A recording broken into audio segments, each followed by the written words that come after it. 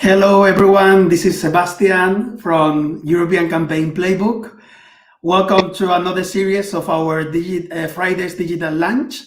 This one is very special for me because we thought that as a community of pro-European activists, we needed to hear the stories behind each one of us, and so we put out earlier this week a call for pro-European activists who follow us and who want to share their story. And luckily enough, three of them came forward. They are brilliant. Some of them I had the pleasure to meet them before. Some others I am meeting them today, the same as you. And I will introduce you to them in a minute. Just some housekeeping rules. If you are following us on social media, please drop your questions on the comment section, and we will be able to bring those questions to the panelists. If you are one of our members and do have the link to join the call, please feel free to do that. Do not share that link with anyone, and you will be able to ask questions to our guests whilst being on camera. So without further ado, I'm going to start bringing one by one each of the participants. First to come is Madeleine. Hi everyone. Hi Sebastian. Thank you for inviting me. Thank you for coming forward. It was a really nice of you. We will talk more about it later, but I'm really big fan of your Instagram account and the way you communicate. So I can't wait to hear from you. Thank you. I'm gonna now bring Marco. Hello everyone. Hi Sebastian. So Marco, it's a very interesting guy who I met a few years ago. We will talk more about that later. When you were starting your own Instagram account as well. And I remember that you were at the very beginning, and now you are massive. You've done very well, and I'm very looking forward to hearing from you too. Thank you. And last but definitely not least is Alessandro. He is a Brussels insider. When I came across him, I wondered how come on earth we hadn't met before, because he's a very well-known person here in the bubble, very young. He will tell us more about what he does in a minute. But hi, Alessandro. Thank you very much for having me, and thank you to the European Campaign Playbook. It's fantastic to be here with you guys.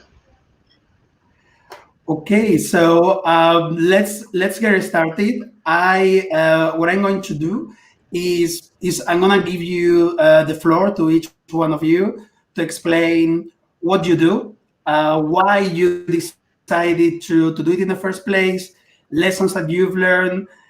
Bear in mind that the people who are following this stuff, they are campaigners in their own, so it will be important for them to get actionable insights on the on what you do, on why you do it, what things work, what things don't work, etc. So we're gonna start with Madeleine, and you will see Alessandro and Marco that you are dragged outside of the screen, but I'll bring you back when Madeleine is done with her introduction, okay? There you go. Hi everyone. So my name is Madeleine, and I run a Instagram account called Vox Europae, which in Latin means Voice of Europe. I actually chose the name because I studied classics at university before studying politics, so I wanted like a Latin name for my page. I wanted to say, don't let the American accent fool you. I feel very European. My personal background is that I was born in Germany, but I'm half Romanian. My father is a British, American, German mix. And I did live in the US for some time before moving back to Germany, and I now live in London. I say all this because my background obviously had a lot to do with starting my page, and sort of the experience of living in the US actually only highlighted how European I feel and how much I appreciate, the EU and the European project. And for me, it really highlighted that we do have a unique common European identity that is not always aware. People aren't always aware of it, but I definitely, as sort of an outsider, it's definitely there. We all fall under the umbrella of, the Western liberal tradition, but I do believe passionately that there are, sort of unique common European values that we have, especially when we compare to the US. We are overall more progressive, more secular, more liberal, and those values have translated into policies at the national level and at the EU level. But and I don't think it's a coincidence that the EU is one of the most prosperous, safe, liberal places in the world. It's not. And it's not to say that we aren't different, that we're not unique, but it's not to say we're not different, but I think we have a lot more in common than we realize. And what I was noticing in the space for a long time is that I didn't think that the EU was doing such a good job at even selling itself, especially starting in 2016 when we noticed, populist waves, and maybe there was an element of liberal complacency that everyone appreciated the EU, and that clearly wasn't the case. And I was sort of I wanted to do my own, make my own contribution to the conversation and sort of set a more positive narrative for the EU and almost sort of do PR on the EU's behalf. I always think that, the more, the better. I do think that the EU has come a long way in terms of social media. Their Instagram pages in particular and Twitter are more informative, clearer, engaging than they were already a couple of years ago. So I've seen a lot of progress. But I wanted to do my own part as well that sort of shared my European experience in a very holistic way. I never aimed to be a news site. There's a lot of really good news sites and really good news, like more newsy Instagram EU pages as well. And I think one nice thing about the sort of European influencer space, as it were, is that we all complement each other quite well. And my approach, I want it to be informative, engaging, but also relatable, which is why I have a holistic approach. It also includes travel, cultural events or exhibitions, because I do find we notice European integration in the European projects it's all around us and we don't always notice it. And that's sort of what I wanted to share. And also sharing personal experience and background, I think, makes you more relatable, and you can share ideas and thoughts on the EU that way. My goal was also to be very inspirational and, definitely attract a younger and I suppose a more millennial audience. I am a millennial, and make them more engaged. I'm not aiming necessarily to convert, the people that don't believe in the EU at all. I think that's really hard. And there is an element that we're all talking to our echo chambers here. That's true. But I think my view on activism and using social media in particular is that, it's more about inspiring young people, and particularly inspiring people that might not traditionally get engaged in politics or think that it's cool, especially when it comes to the EU, which is such a big and unwieldy, project. It's hard to understand sometimes for the people that are most interested in it, let alone for, the average person or the average young person. So my goal in creating my page was to fight apathy and kind of make European politics also, informative for sure, but cool, trendy. And I always think if you inspire one person to go vote, you've already made a difference. That's the background to my page. That's great. Like I said, we'll talk more about it. But I myself, when I started also with the European Campaign Playbook, what I was looking was for people who really inspired me in the way that they were communicating, very clear, very good visuals, very authentic. and yours came across as one of my preferred ones. I'm putting on the screen Madeleine's Instagram account, so you can follow her, see what we're talking about, and yeah, we will continue the conversation in a few minutes. I'm going to now bring Alessandro. Floor is yours, Alessandro. Yeah, absolutely. Well, again, Sebastian, thank you very much for bringing me in and us in. It's great to hear also from Madeleine what she has done. We follow each other on Instagram, so that is already the first step. So Sebastian, look, I will present myself. My name is Alessandro, and I am the managing director of EU40, which is the network of young members of the European Parliament in the European Parliament.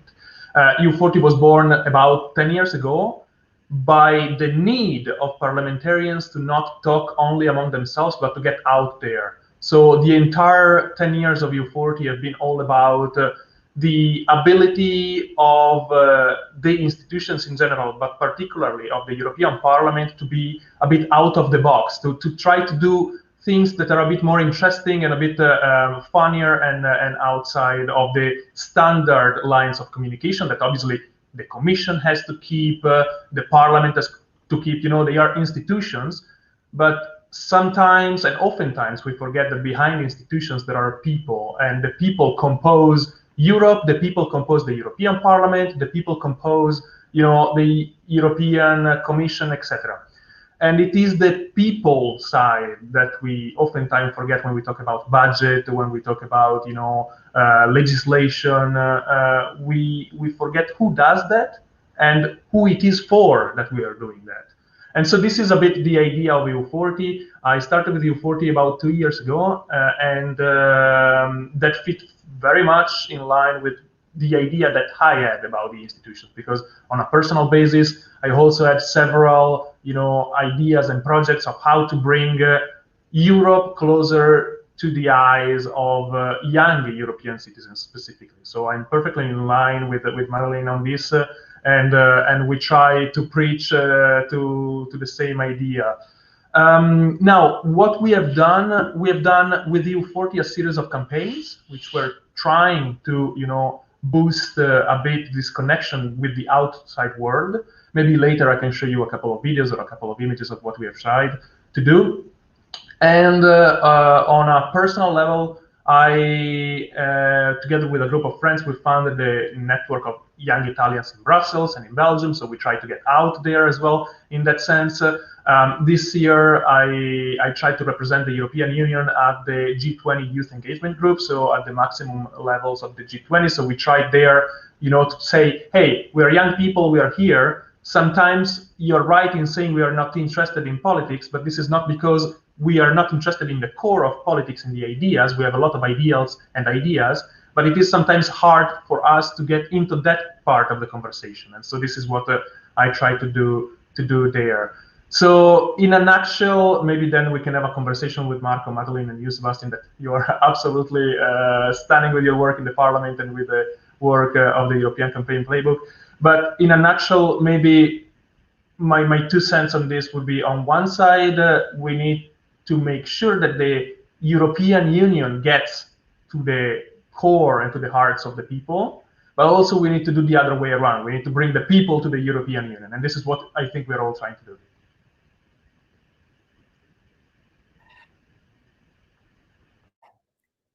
Thank you, Alessandro. And yeah, I mean, that's exactly right. One of the ways that we need to do that is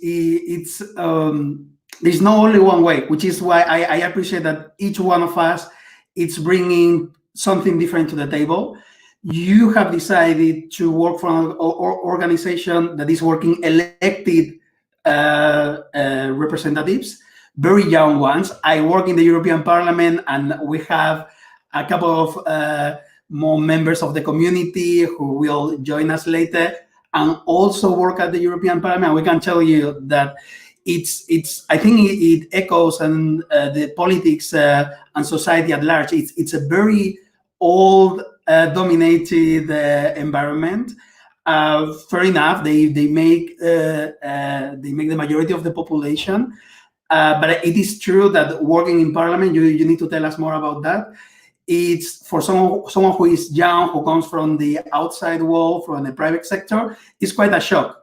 It's because it's a machine, it's a bureaucracy machine, and it works very well, but it's no place for innovation. That I can tell you. It's very hard to innovate. So I want to hear from you on that later. How you see these young people innovating in parliament. Okay, next up is Marco. I'm gonna leave you the floor, and then I'm gonna share a really nice anecdote with Marco. Go ahead, Marco. All right. Hello, everyone. I'm very happy to be here and speak on behalf of the EU4U team. I just wanted to mention that first. So we're a team. I'm doing this whole project together with Maike, with Luca, and with Konstantin, just so that is clear.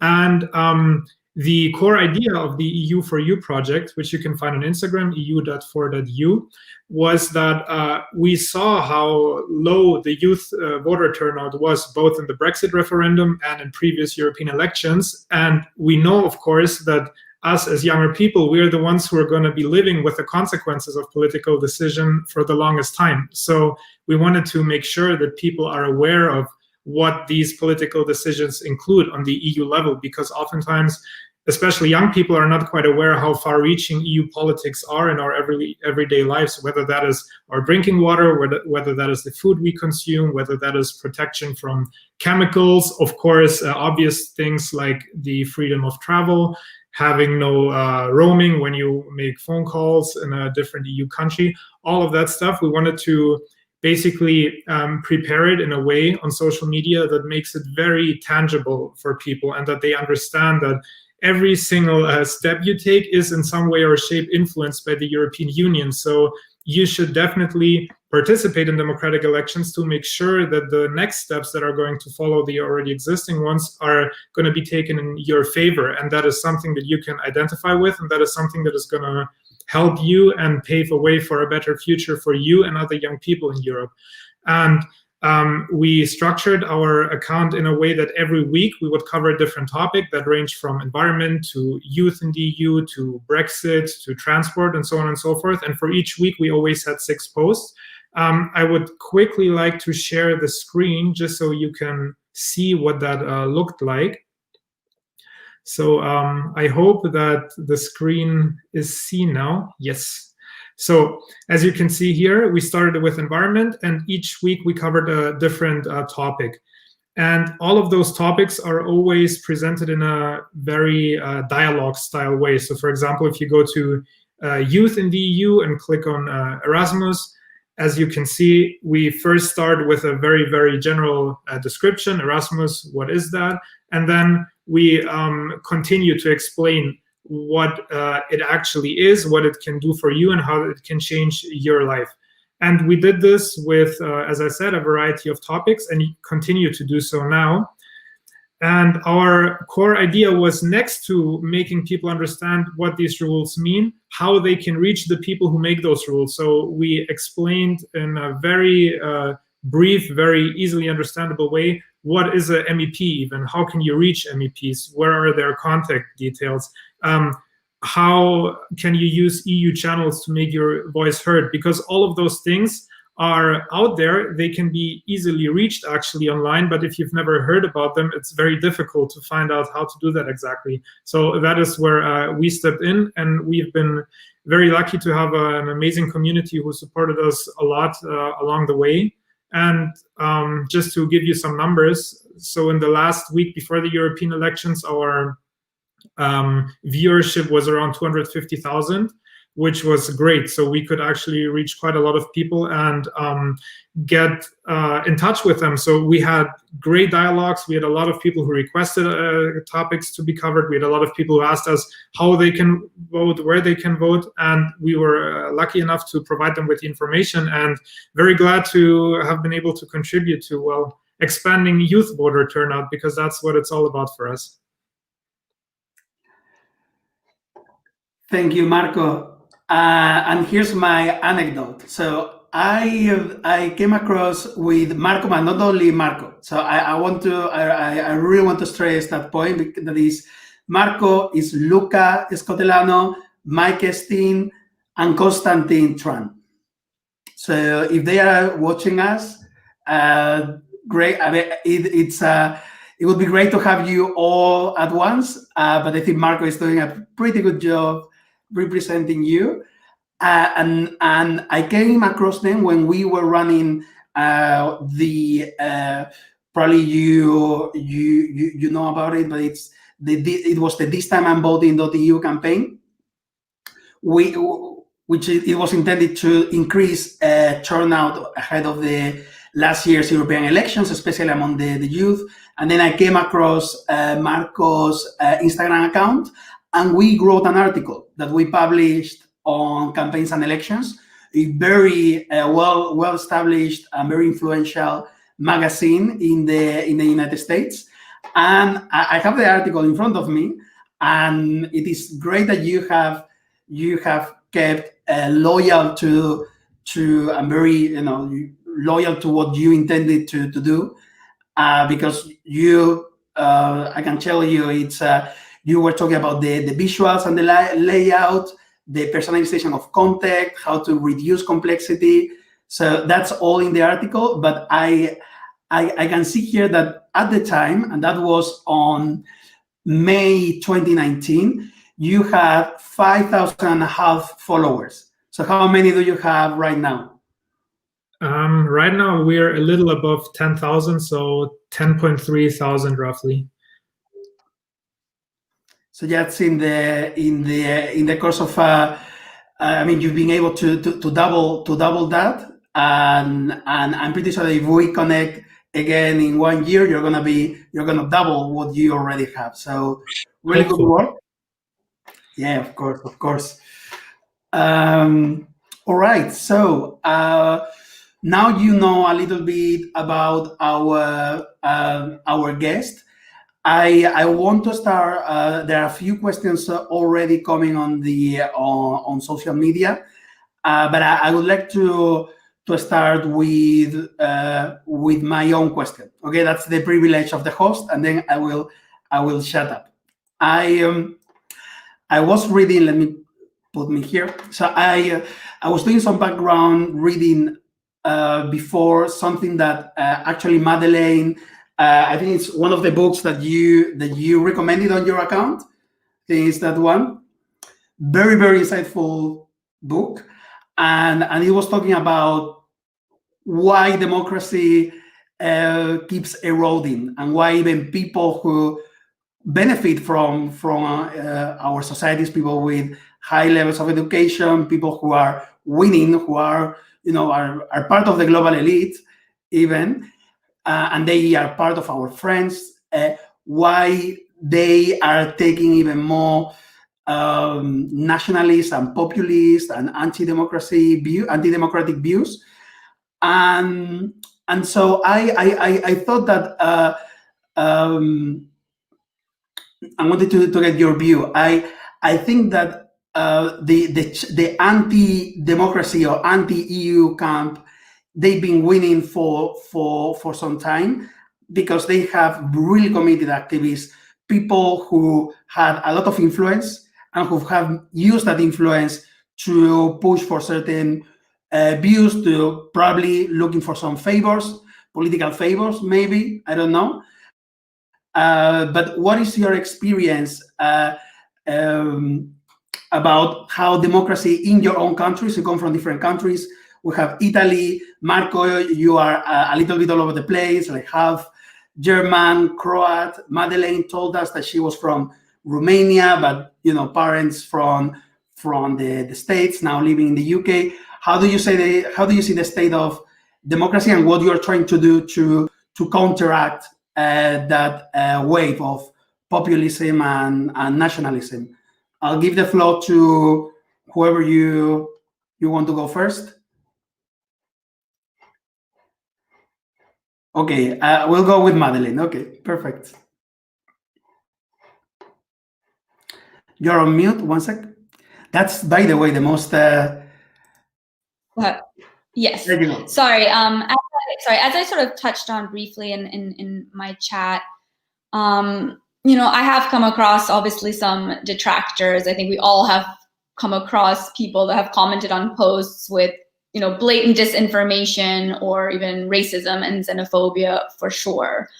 You get a lot of these faux pro-Europeans, but they're only pro-Europeans in the terms of wanting, a white Christian Europe. So you can definitely come across some strange people, and there are some dark places on Instagram and social media.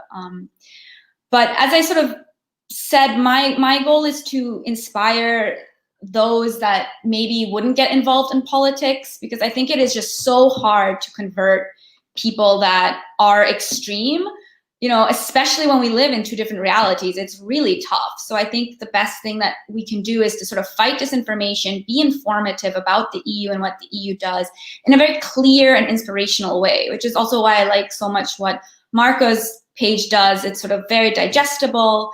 And, it makes sort of boring news interesting.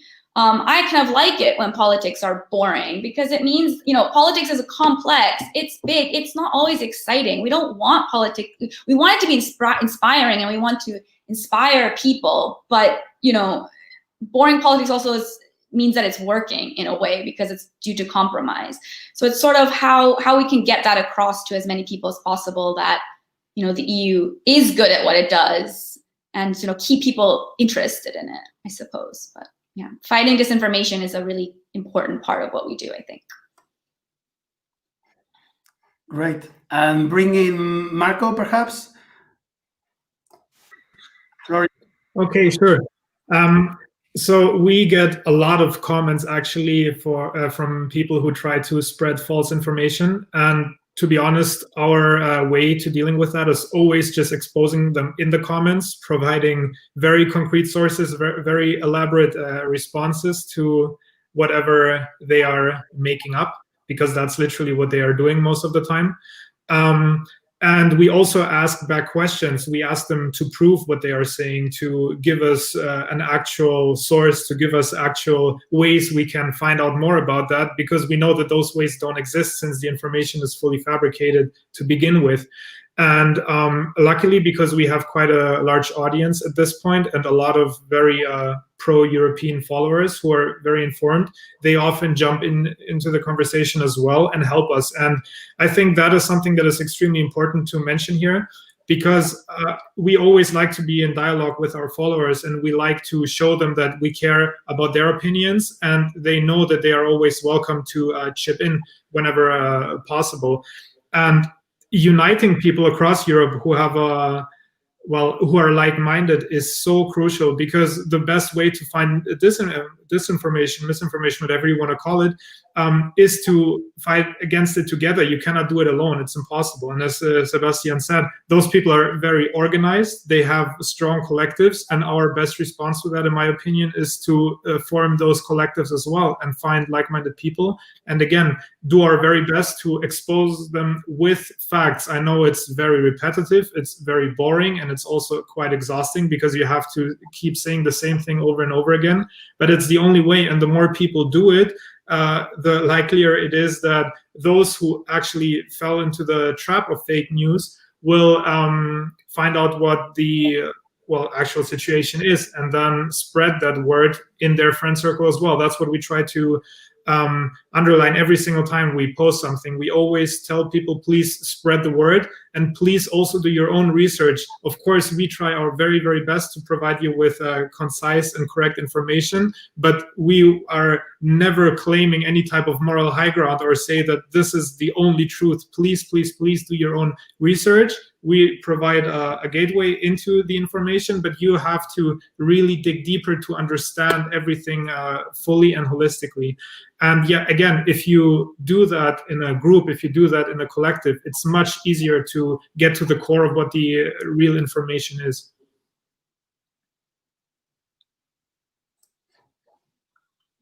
Awesome. Alessandro?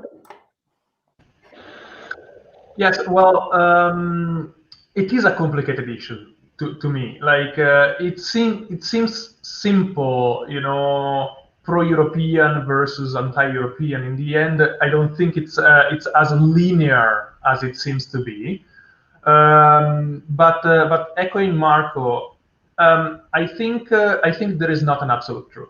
I am personally the strongest European ever. I'm a person of the generation Erasmus, if you want.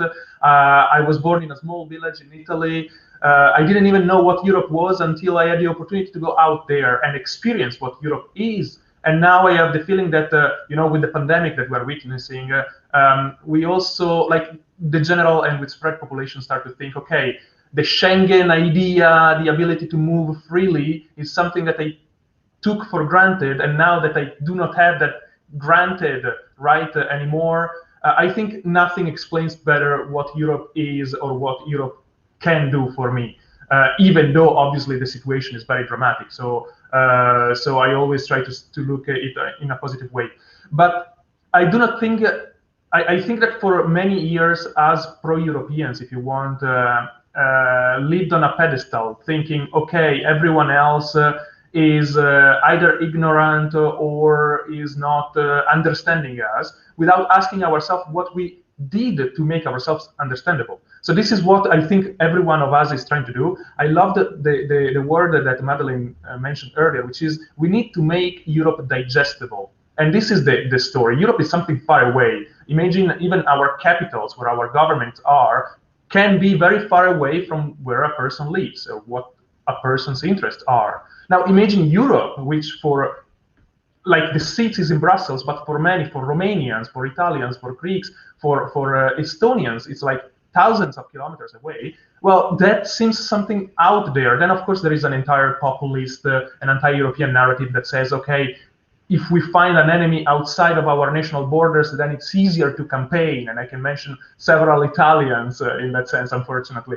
But what I would say is that let's try to, and I think we young generation did it. Let's try to step down from that pedestal. Let's try to understand why these people are like that. And of course, with facts, with figures, with information, let's try to make them understand that there is another way to do things. And I think that is the best thing we can actually mention to our generation.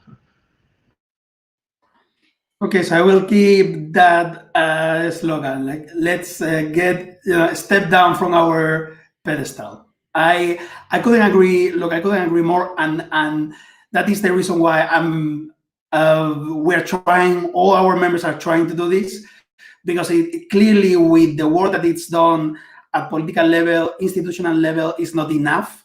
And we need people like you three to keep doing that. To keep doing that work, to bring the EU closer to the people. I can tell you, I've been working now for a few years in the European Parliament. There are a lot of people who are very up on the pedestal. So we will have to do our part, not only our part, but double or triple, our efforts, because it's only it's only necessary that we do that. Okay, so we have. I think you've answered my question. There are a few people. Let's have it a little bit more dynamic. A few people who are saying hi on social media.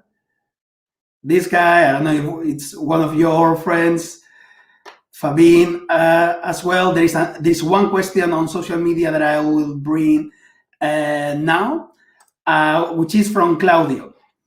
So a question for Marco: Do you have, or have you used a particular tone of voice to answer those followers or people that normally are aggressive on social media? We are always very calm in our answers, because we honestly do not want to go down the same level that they are approaching us with. Very often we just get blatant insults before any type of information even comes in the comment, but that is not our style. That is not what we want to do. And we also feel that if you go down that level and everything is just about insults and personal attacks, you will not get to any type of conclusive answer. So we just keep it very calm. We are friendly, and if it goes too far out, if it's just blatantly racist and doesn't contain any type of useful contribution, we just block it or just leave it there if we oversee it. But if we see it, we try to block it, because we do not want any of our followers to go in the comment section and just see stupid racists calling them disgusting names.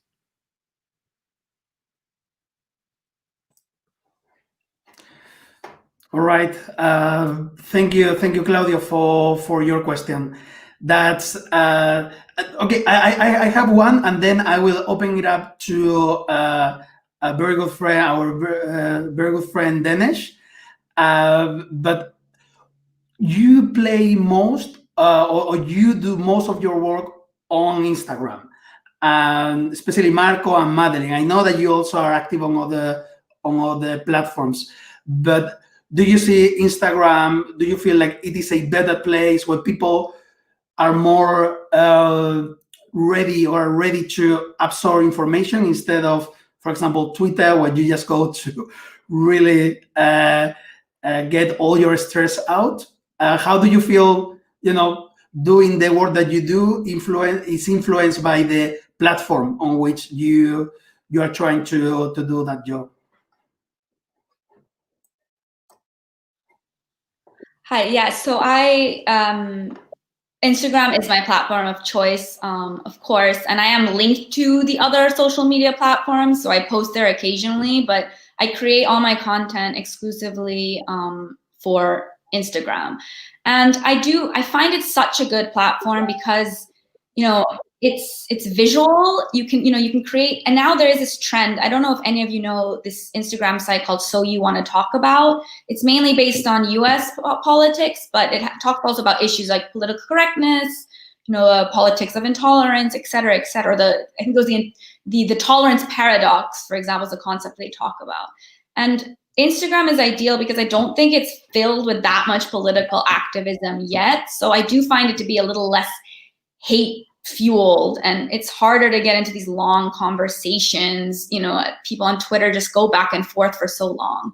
And I think the visual medium of Instagram lets you be creative and informative at the same time. So I think it's really an ideal platform for activists, and something that EU institutions as well should try to harness in a engaging and sort of modern way. As I said, I do think they've made progress. I still think they could do better to be a little more inspiring. But I think Instagram is really good because it lets you share information, visually and simply, and also beautifully in some cases. We will. I'll give Marco the floor. I'll try to get one of the members of our community works on the social media department of the European Parliament. So I'll bring him in, and I work with him. Very creative guy. He can tell us more about what they do. So really nice that you mentioned that, Marco. Yes. So I think Instagram is still a very good tool. It used to be a lot better last year, I must say, because last year you did not have as much political activism stuff on there. So when we started it, the idea was Instagram is something that everyone in our age group usually uses quite often during the day, much more than news pages, at least on average. So we thought that while you're scrolling through your feed, if you see one or two politically motivated or politics-related posts, you will take the time to read it. Now, as it's getting bigger and bigger, I think it's more difficult to stand out. But still, it's a good platform. However, it must be understood, and that's something we try to mention all the time too. Instagram is one piece of the puzzle. Do not think that social media can change politics in a sustainable way. It's of course good to get information, to find out what's happening, but you must take that information and then act upon it. You must go vote, you must go organize, you must meet with people, talk to them in real life. Not everyone uses it, and not everyone will be incentivized by an Instagram post to change their behavior that they had for decades sometimes. So it's just one piece of the puzzle. I think it's still a very important tool, especially if you stand out visually. You can really be present in people's feeds. But again, I would say that, or differently put, out of all social media platforms, I like it the most, just because other platforms such as Twitter are already so filled with politics that it's more difficult to stand out. Facebook is, in my opinion, pretty much dead, or is dying in terms of political activism. At least that's my personal experience with it. So yeah, Instagram is still good. However, it's just one piece of the puzzle, and that should always be reiterated. Don't think that you will change the world with a few social media posts. Nice. And as promised, I'm going to bring in Sam, who is a former colleague of mine and works at the European Parliament social media unit. So I'm going to bring him in now. There he is, Sam. And okay, Sam, you're on the spot. Yes. What are you guys doing at the European Parliament? What have you been doing lately on social media? How do you see, your communication through the various different social media channels, especially Instagram, since we have a few really good examples here? Yeah. So thanks everyone for your talk so far. It's been super interesting. I'm working with Sebastian on the European campaign playbook, so that's why I'm here. So in terms of what we're doing so far, of course, we know that Instagram is still very popular. So is Facebook, of course, especially. Both are actually still kind of good at reaching young people. We see actually from plenty of data that it's not just young people on Instagram, they are on all platforms as well. We see a big thing, of course, on YouTube, where this is being live streamed as well right now, that YouTube is extremely popular amongst young people. They're turning towards that for their TV, basically. So they're watching their news there, they're watching all other kind of videos and information as well. So YouTube is something that will be growing and become more important. So I wonder if any of you are thinking about producing more content for YouTube as well. I know, for example, I was already familiar with the EU4U. I know that the sharing of what the MEPs and politicians are doing. I think even you guys reshared a message that I had sent you about the EP News Hub, which is a platform which we organize about where you can find out what MEPs are saying on any given topic. So that's already something which is very good. Where there are lots of options out there that we know people are on all different kinds of platforms. It changes country by country as well. We know that Facebook is really popular in some and Instagram popular in others. We know that Twitter is really popular in some and non-existent completely in other countries. So again, it's important to be on all different kinds of platforms and to know who you want to target. And again, on a pan-EU level, it's a bit difficult, but especially if you have content specific for different countries, it's good to know which platforms are most popular there as well. So yeah, if anyone, my big question again is for you, if any of you are working on anything to do with YouTube. Yeah, and I think we have Alessandro. Yeah, hi Sam. Thank you very much. I think going back to Instagram, I think it's very relatable because people see again that personal side. This is the reason why politicians as well use it a lot, and a lot of young members of the European Parliament use Instagram even to respond or to poll their audiences, and on the side of Twitter, I agree, especially in the European bubble, if you want, to some extent. Twitter has become the place where people project some of the frustration, which is fair enough, but it's less content-based, let's say. And so I think you win this if you do very good content on social media, specifically on Instagram, if you do good things like Madeleine and Marco. That I think is the topic. On Sam's question, well, EU40 is playing on various platforms. We had a strong Facebook back in the days. Now Facebook is a bit less involving people on the political side, let's say. We are on Instagram, but definitely our core are the conversations with the MEPs and between MEPs and the civil society at large. So YouTube is our go-to place, and we publish a lot of things on YouTube. Just to give you an idea, going back to the democracy and explaining what the EU does. I think sometimes it's nice also to explain to the EU what European citizens do. And what we did recently on YouTube specifically, we created a call where we brought in 15 young professionals under 35 from all over Europe that during the pandemic made themselves a name by doing things for the societies. For example, there was a young French lady that couldn't really speak with her grandmother because her grandmother was old, and so she didn't know Zoom, WebEx, all this kind of information.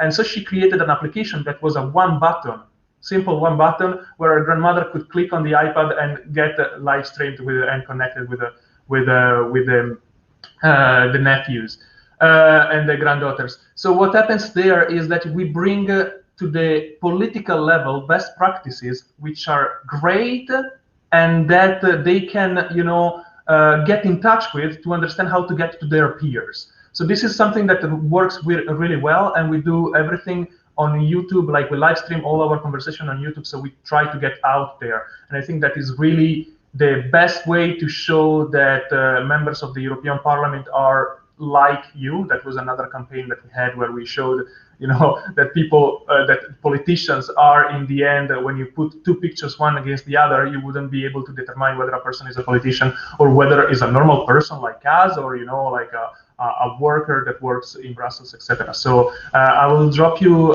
Sebastian, in the chat a few of these campaigns if you want, and you can share them. The entire idea is, let's try to contaminate each other and show that we're all human beings, and we all, despite of our difference, try to do the same thing, which is to explain to others what we believe in, and we try to prove to the others that what we believe in is the best way possible. Perfect. Thank you, Alessandro. And thank you, Sam. I'm going to drag you outside of the screen. Cheers. See you soon, hopefully.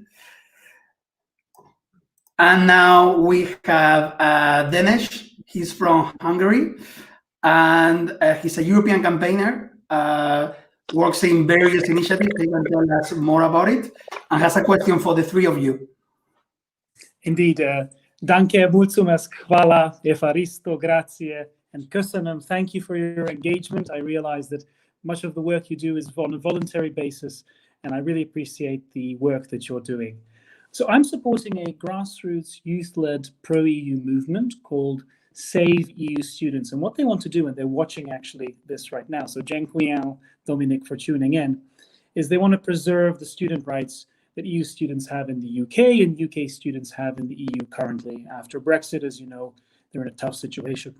So I'm thinking of them, and I want to ask you, could you name one innovative tactic, technique, or tool, considering the fact that you are also from pro-EU grassroots youth-led movements, that you would recommend that they would use, since their advocacy campaign would mean a lot to a great many number of students? Approximately 165,000 EU students are studying right now in the UK with a very precarious situation due to this. If I may go first, I would like to suggest something that has to do with increasing social media reach and just getting the word out there. So one thing that worked very greatly for us is reaching out to influencers, artists, musicians, whoever, politicians, you name it, with great audiences with lots of followers. So we really send messages to people with sometimes over 1 million followers, and you would be surprised how many of them actually respond to you. So I would never shy away just because you see a high follower number on someone's account. Just reach out to them, and chances are you will get answers, especially if it's something that is non-profit, that is something which is only designed to help people, not take away from anyone. It doesn't have to do with anything corporate. So you will really find a lot of supporters. So I would try to identify people who are in that bubble, especially in the UK bubble, who have something to do with UK education in some way or shape, who are notorious for helping people in the UK with different campaigns. Just send them messages on Instagram, Twitter, Facebook, wherever. Reach out to their management via mail and tell them about your cause. And definitely already prepare some visuals that they can share. That is something that was really important for us. So we already have some visuals ready that we can send over to those influencers, artists, etc., so that they don't have to go through the process of designing something on their own. Just be ready, send them a message, explain who you are briefly, tell them what the goal is, and then send them visuals and ask them nicely if they would be willing to help you spread the word. And more often than not, you will find that they actually are willing to help and to give support. So that is my number one advice in that matter.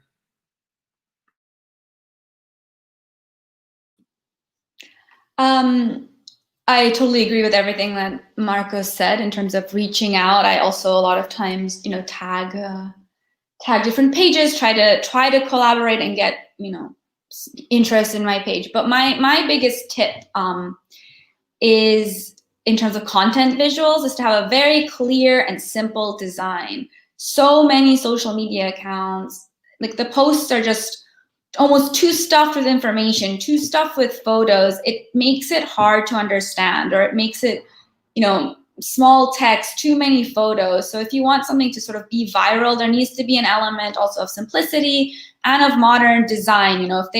So many young people now are graphic designers. If somebody, working with a good graphic designer, among yourself is really important, because sort of clear aesthetics make a difference, especially on Instagram and social media. And I would really stress them to use that. Yes, if I go next, I absolutely agree with what has been said before. I think design is the visual element is absolutely on social media necessary. And then, of course, having the right partnership, as Marco mentioned, is something that brings added value.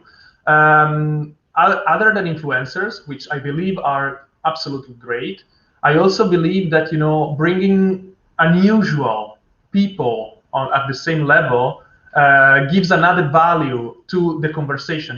When you talk about politics and you try to bring the normal civil society element to it, you bring politics at a higher level. I think the same way works the other way around.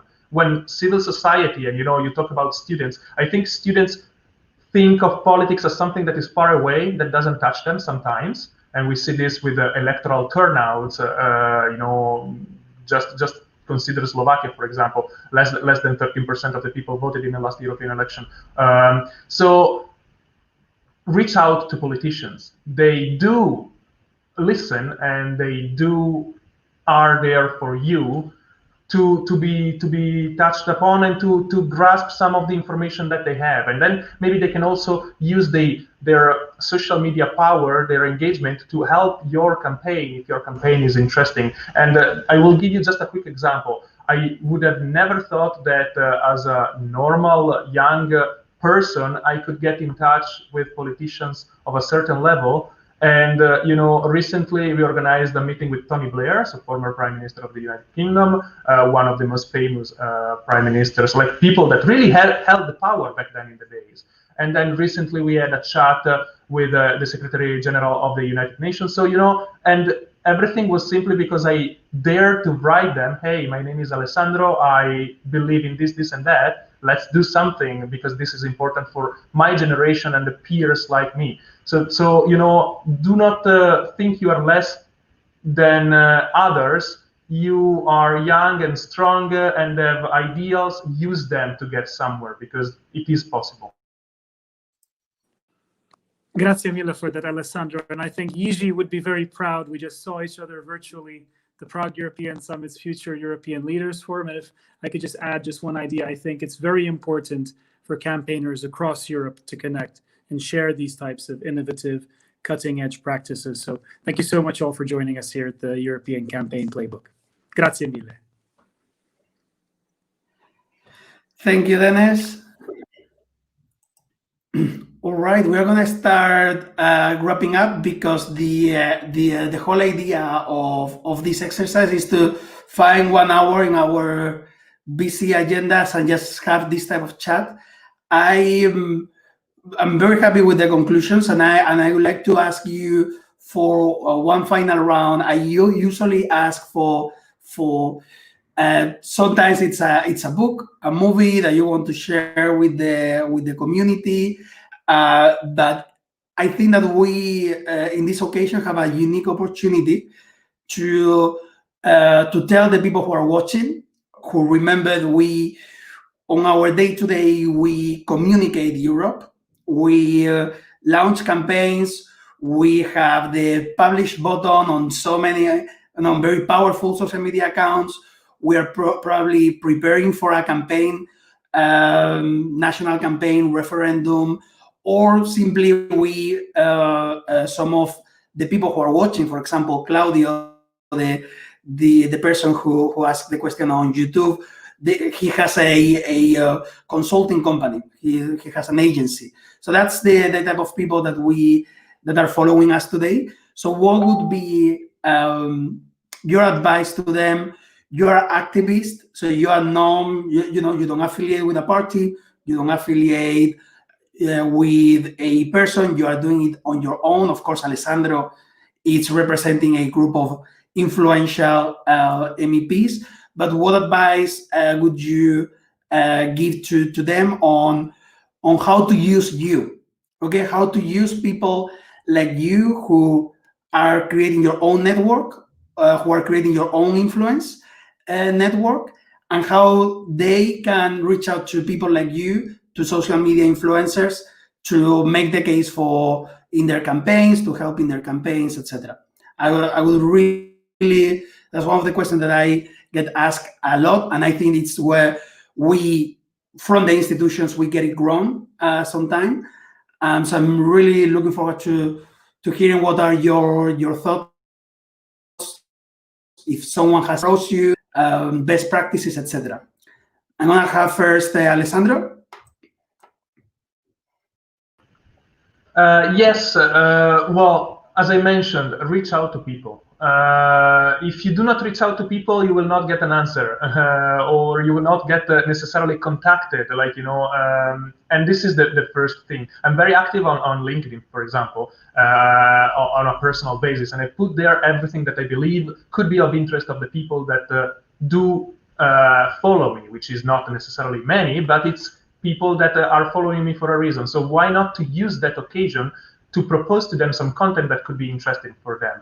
When I do that because I believe that a conversation can happen, and it can happen in the comments, but it can absolutely happen when people write you a direct message. And when I receive a message, I respond to all of them because I believe that is what I would appreciate other people would do if I did that. And I found out that this is the system that many of us, even high-level politicians, high-level influencers, do that. Like if you write them, you get absolutely in touch. In terms of how they can use me, absolutely do write me. I'm here, and if you have campaigns that you believe are interesting for the European Union as such, there is always going to be an MEP that we can think of pairing it with. So that is a call for you out there. If you do believe there is something like this, do not hesitate to reach out. And then the very last advice that I could have in this, other than reaching out on social media, is be part of the conversation. There are several occasions for young people, for pro-Europeans, to be involved in larger stages. If you go on YouTube and you type, "What would you say?" which is the program of the Y20, the G20 Youth Engagement Group, you will see they had like public calls for young people to send videos and to be part of the conversations. We've done a series of 20 minutes talk shows where we talk about leadership development, how to be included in the decision-making process. Well, this is exactly what I'm talking about. If you do not speak out, no one will really come and pick you by the hand. So be sure to be out there yourself. Okay, so first advice, it's let's, as a campaign, just do reach out to people, no matter how inaccessible they seem to be. What you found is that they are really ready to help, right? I couldn't agree more, and that's what I did with you guys. So I did reach out, and look, we got this really, 3 people, very original, very authentic. So I can only support that tip. Next one, Madeleine, for example. I fully agree with Alessandro. I mean, if you don't reach out, nothing happens. And in terms of my page, I'm moving into a slightly more news-like direction on some posts. I'm actually going to post something right after this about a small, what's happening in Cyprus that a lot of people don't know about it. I mean, it can be any topic. So I really welcome people to reach out to me personally with ideas of things that they want to see highlighted, of issues, of topics. It can be an event, a concept. It can be anything. I think people are very open for ideas, and we need inspiration and ideas. And the more people pitch in, the more the conversation gets going, and more even small issues are highlighted that maybe a lot of other people wouldn't know about. So that's all I can say is, reach out to influencers. In my case, it's also just me. I am reading the messages, and I have built relationships with quite a few followers right by now. And, we like hearing from people. It also, it makes us feel that the work we're doing is meaningful, and that's nice. And you have people on social media agreeing with you. Okay, perfect. Marco, your turn. Yes, I can only repeat what the other two have said. And I would also like to add is be stubborn. So don't give up, just keep sending messages. If you don't get an answer, no problem. Just try again in a few hours, a few days later. Just don't give up, reach out as often as you can to as many people as you can. If you send 10 messages, nothing comes back, well, then send 10 more. That's the only way to go. And with regard to that, I would also like to be very stubborn, actually address, hopefully, someone from the EU Parliament working in that department, because we were actually suggesting many, many times to the European Parliament that we do a project together. We reached out, we sent numbers, all our messages were read. We never got a single response. European Parliament followed us and unfollowed us. We said that we want to do a video project where we bring our followers to the European Parliament. We go there, we make the EU tangible in a visual way. We record it, we put it out on EU4U, we put it out on YouTube, everywhere. But since we never get an answer from the EU Parliament, that did not work. And that is also something that I would really like to address here, because it was quite disappointing to us, in fact, that we were doing the EU Parliament's work in a way for free in our free time, and then we reach out and want to connect, and we didn't get anything back. So whoever is watching from the EU Parliament doing that type of stuff, please reach out. We still want to do it. Of course, now with COVID, the situation is difficult, but it would be great if we could do that. And on a final note, I would really like to tell everyone that we are using EU4U as a platform. So if you want to reach out, if you want to post about something that is going on the EU level and you think that could be of interest to others, please send us a message. We are happy to host you on our platform. Also, that goes for Madeleine and Alessandro. If you ever want to do something with us, please reach out, let me know. And on a final note, I would just like to say thanks to everyone who's supporting us, who keeps sharing our content. And we hope that you're gonna check out the other two's work as well. Support them if you can, and it would be great to, well, unite and connect more. Okay, perfect. So on that note, I